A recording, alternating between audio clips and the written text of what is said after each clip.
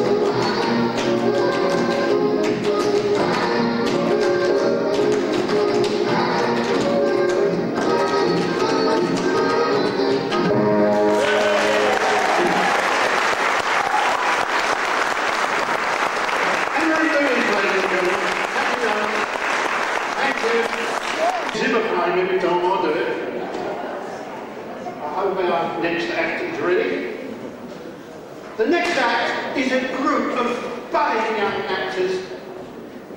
They're going to perform a Rolf Harris song, Two Little Boys. Can we have a nice welcome then for Gavin, Luke and Matthew?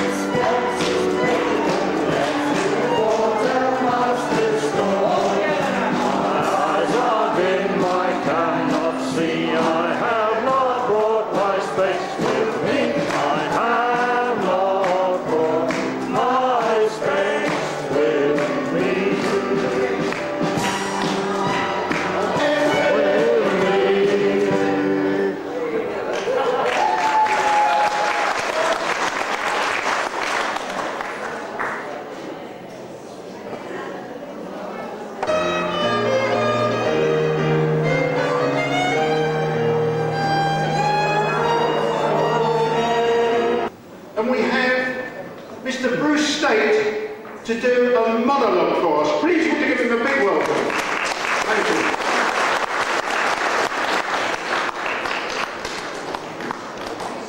Good evening. Good evening. Nice to see you all. Les, how long have I got? 3 minutes. Thank you. I'll get straight on with it then. 5 if you'd like it. Ask them, not me.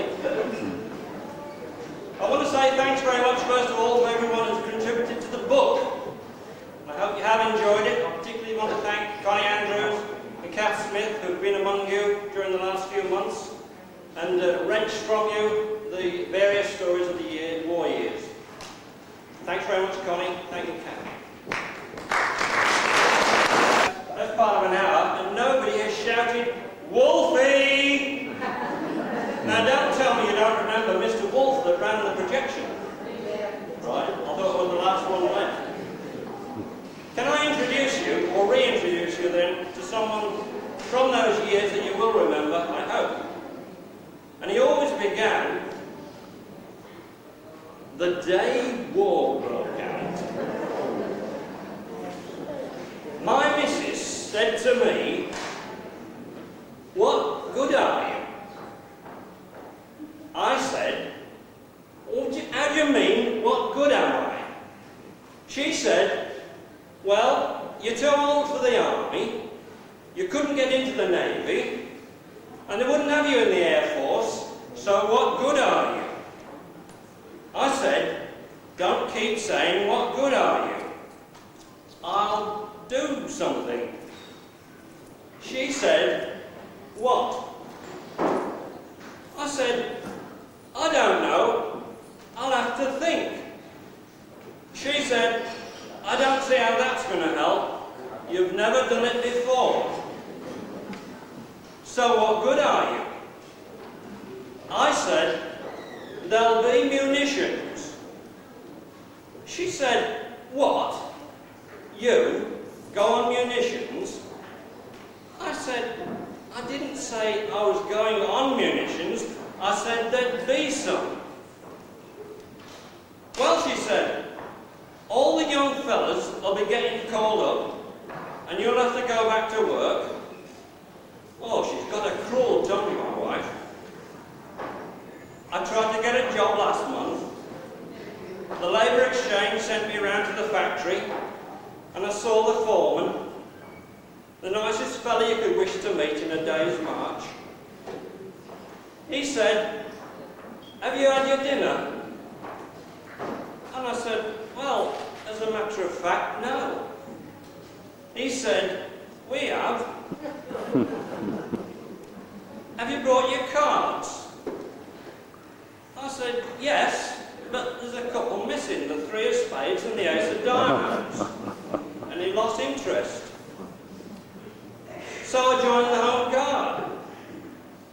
And the first day I got my uniform, I'm getting the trousers next year, the missus looked at me and she said, 'What are you supposed to be?' I said, 'I'm one of the Home Guard.' She said, 'Good God, what are the others like?' She said, 'What have you got one stripe for?' I said, 'Well, you see, it was like this. Tom Briley was the sergeant, and he got fed up and he chucked it in. So we had a bit of a raffle, and I got one.' She said, 'What do you do in the Home Guard?' I said, 'I've got to stop Hitler's army landing.' She said, 'What, you?' I said, 'No, there's Charlie Jones and John Evans. There's 7 or 8 of us all together.' She said, 'Do you know this Hitler?' I said, 'Don't talk rubbish, Rita. Do I know Hitler? You know I'm not even in the painting business.' Well, she said, 'How are you going to know which is him if they land?' I said, 'I've got a tongue in my head, haven't I? But you can't reason with it, it's just no good.' Gracious, is that the time? I should have been on guard half an hour ago. Cheerio for now then. Bye-bye all.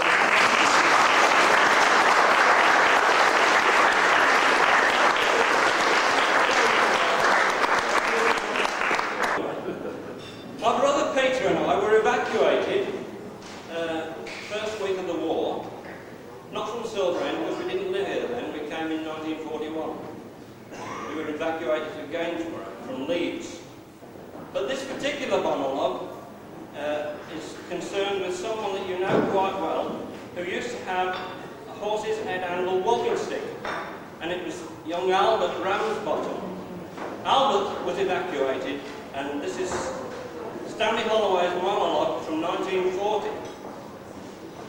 Have you heard how young Albert Ramsbottom was evacuated from home with his mother, clean socks and a toothbrush, some syrup of figs and a comb, the stick with the horse's head handle they decided that they'd leave behind, to keep safe of the things they weren't wanting, like their gas masks and things of that kind. Pa saw them off at the station and shed a few crocodile tears as he waved them goodbye from the platform. It was the best break he'd had in 10 years. Ma got corner seat for young Albert, who amused all the rest of the team by breathing hot breaths on the window and writing some swear words in Steve. They arrived at last somewhere in England and straight to their billet were shown, where they gave them one room for his mother, and Albert had one on his own. The very first night in the blackout, young Albert performed quite a feat by hanging head first from the window and shining his torch down the street. It flashed on an ARP warden patrolling with leisurely gait. "Good heavens," said he, "it's Tarzan. I'd better go and investigate." So reading his book of instructions to make himself doubly sure, then in an official manner proceeded to knock on the door. It was opened by Mrs. Ramsbottom. "Now then," said she, "what's to do?" And in stern air warden manner he said, "I'm going to interrogate you." This fair upset Mrs. Ramsbottom. Her face was a picture to see. "I'll have you know, you'll do now to the sort. I'm a respectable woman," said she. "Has your son been evacuated?" said the ARP man at the door. "He'd had all them things done as a baby," said Mother. "He's not being done anymore." Soon Mrs. Ramsbottom and Albert were feeling quite homesick and sad, so they thanked the landlady most kindly and prepared to go back home to Dad. When at last they reached home to Father, they were fed up and had quite enough. But in the front parlour they found 6 young women, and Father was doing his stuff. "Come right on in, don't be afraid. When you went away, I joined the ambulance corps. I'm instructing the girls in first aid." "First aid?" said Mrs. Ramsbottom, with a horrible look on her brow. "If ever you wanted first aid in your life, by God, you'll be wanting it now."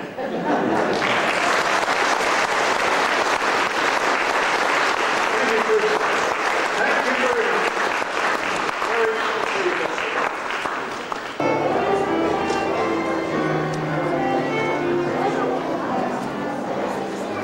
Never sit opposite a film camera, no. No, it's not pointing in my direction. No, you never know, though, do you? No, you don't. Not with your brother, you know.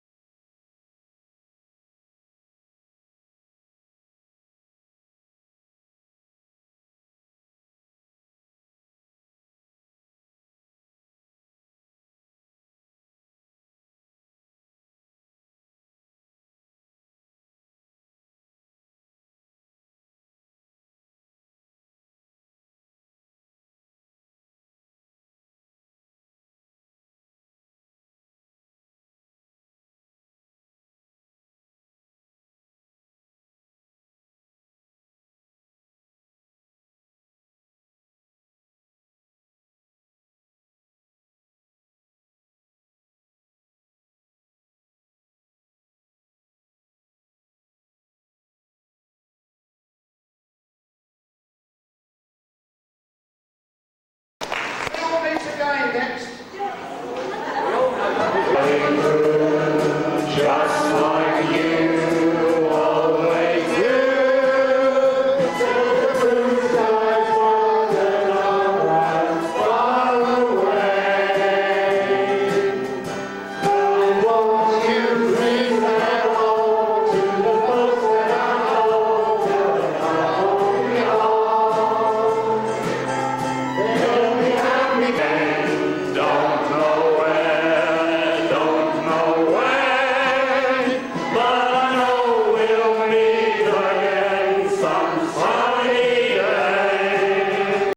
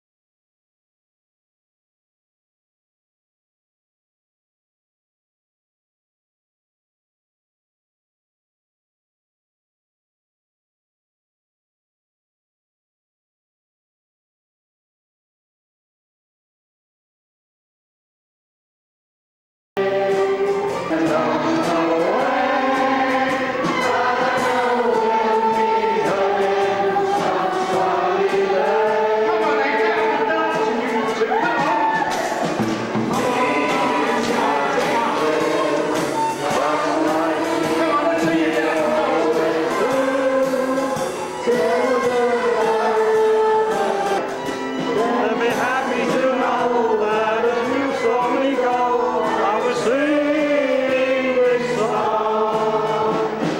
We'll meet again, from nowhere, from nowhere.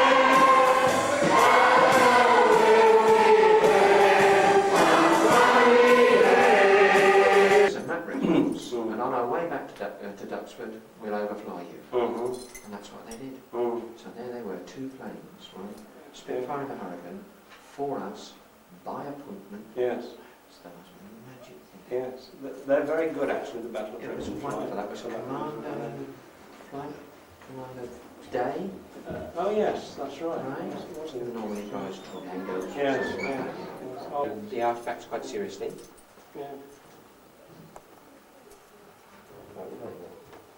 Oh yeah. Original elements. Yep.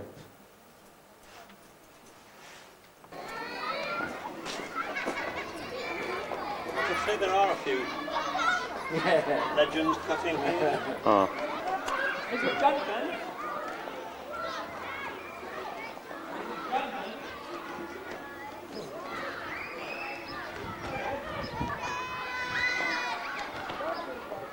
We had sort of slides all over the place, and so I just sort of really got an interest in the village and decided to start the archive down in the school. And funnily enough, people come in and use it from outside school as well. Come and give us things. Because otherwise you've got to trip around all individuals and try and find everything. I mean, What I there's- was trying to do was silver in the water. Well, now he pops up and comes straight. Yeah. I might have found all manner of things.